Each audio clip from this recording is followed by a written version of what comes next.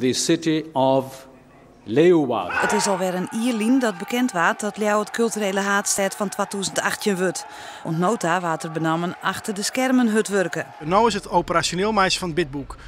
Dat hoort in dat alles wat er in theorie beschreven is, dat we toch nou praktisch gaan beschermen hoe we dat uitvoeren gaan. Daarvoor moet je een organisatie bouwen, waar tot wat is waar zijn verantwoordelijkheid.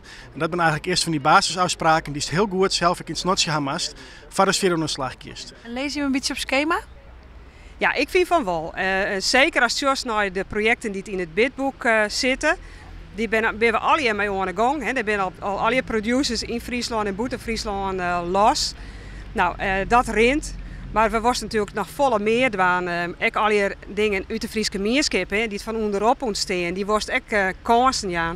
Nou, daar ben wij nou maar druk mee aan de gang. En daar moet het loket dat Joet Iepen is bij helpen. Mensen kunnen daar terugten mooi vragen.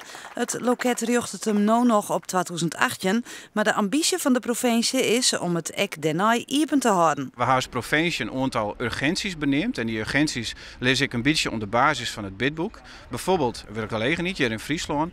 En dat blijft natuurlijk, die urgentie blijft bestaan na 2018. Dus we hopen via dit gearworkingsloket die lijn een kwart te houden, ik na 2018. We wisten soms van het ene loket naar het oren stuurt. En nu hebben we in je voorkant, dat juist hier, de voorkant van de Blokhuispoort, hartstikke toegankelijk.